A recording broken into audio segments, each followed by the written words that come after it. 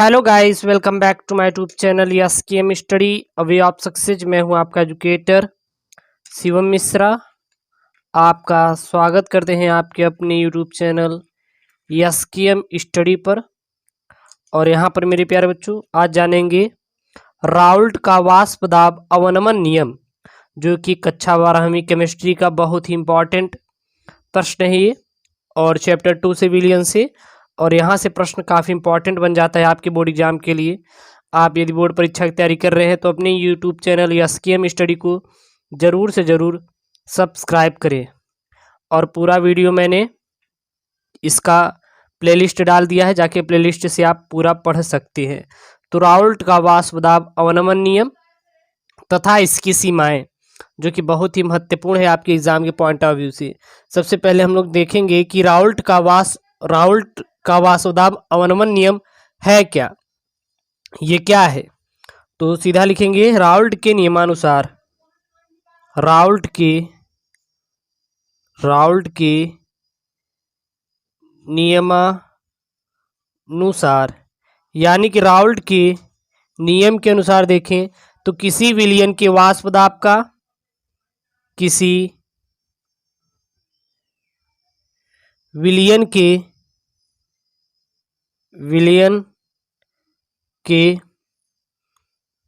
वाष्पदाब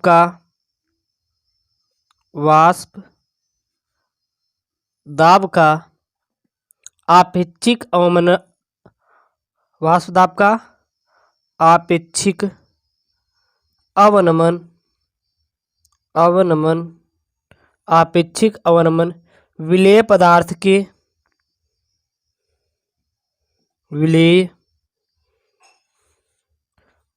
के मोल प्रभाज के बराबर होता है। मोल प्रभाज के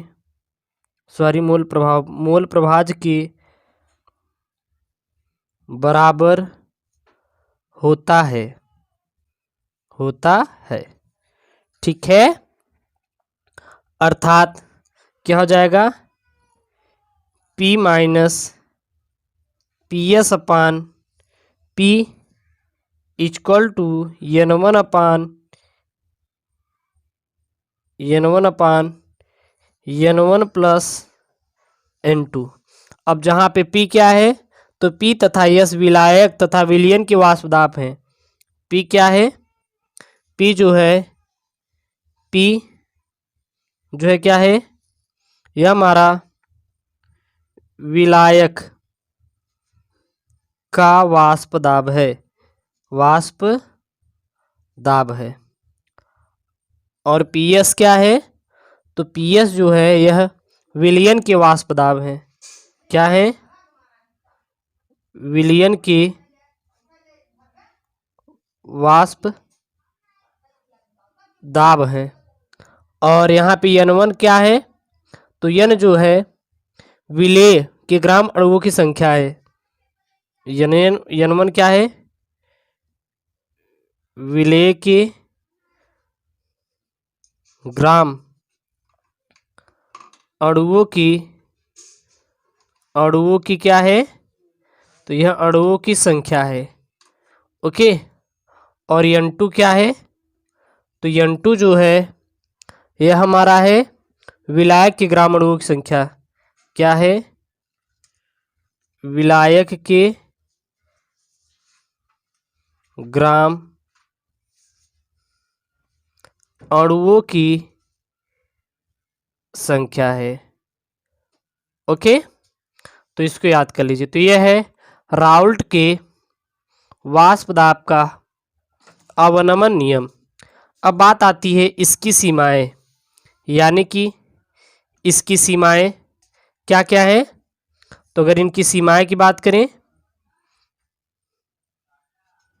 तो इनकी सीमाएं में पहला देखिए तो राउल्ट का नियम तनु विलयनों पर लागू होता है। जो राउल्ट का नियम होता है, राउल्ट का नियम तनु विलयनों पर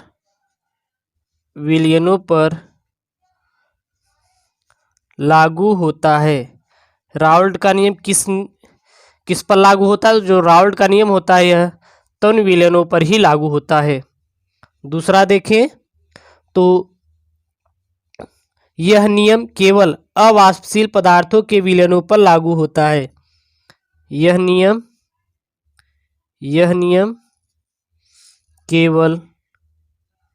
केवल अवाष्पशील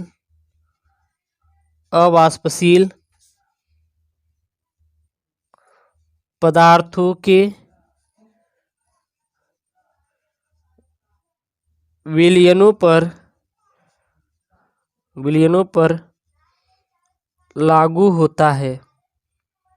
लागू होता है। दूसरा देखें तो तीसरा देखें तो तीसरे में क्या लिखेंगे? वैद्युत अपघट्यों के विलयनों पर राउल्ट का नियम लागू नहीं होता। ठीक है, यानी कि यह नियम वैद्युत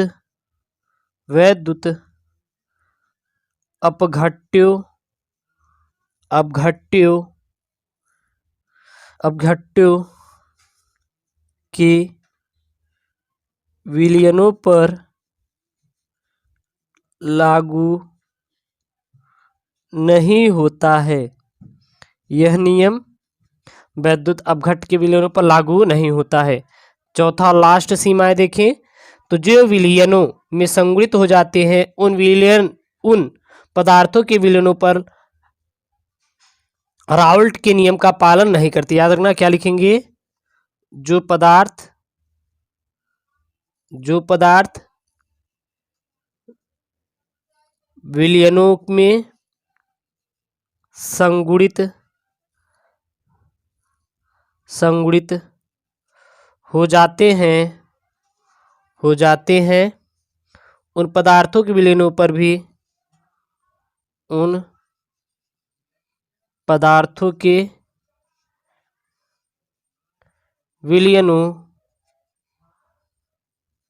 पर भी राउल्ट का नियम लागू नहीं होता है। ठीक है, तो ये है राउल्ट के वाष्पदाब का नियम और इनकी सीमाएं। तो एक बार ध्यान दीजिए राउल्ट का वाष्पदाब का नियम क्या होता है। तो राउल्ट के नियमानुसार किसी विलयन के वाष्पदाब का आपेक्षिक अवनमन विलेय पदार्थ के मूल प्रभाज के बराबर होता है। जो मूल प्रभाज क्या होता है? बराबर होता है, अर्थात P minus P S upon P equal to N1 upon N1 plus N2। जहाँ पे P क्या है? तो P विलायक का वाष्पदाब, PS क्या है? विलयन के वाष्पदाब, N1 क्या है? विलेय के ग्राम अणुओं की संख्या और N2 क्या है? विलायक के ग्राम अणुओं की संख्या। अब आते हैं राउल्ट का वाष्पदाब के अवनमन की सीमाएं क्या क्या हैं। तो राउल्ट का नियम केवल तनु विलयनों पर ही लागू होता है। यह नियम केवल अवाष्पशील पदार्थों के विलयनों पर लागू होता है। यह नियम वैद्युत अपघट्यों के विलयनों पर कभी भी लागू नहीं होता। और जो पदार्थ विलयनों में संगुणित हो जाते हैं उन पर भी, यानी कि उन पदार्थों के विलयनों पर भी राउल्ट का नियम लागू नहीं होता। तो यह क्लास 12th केमिस्ट्री का बहुत इंपॉर्टेंट क्वेश्चन है आपके एग्जाम के पॉइंट ऑफ व्यू से। और चैनल पे नए हो तो प्लीज़ चैनल को सब्सक्राइब जरूर करें। ओके दोस्तों, थैंक यू, जय हिंद।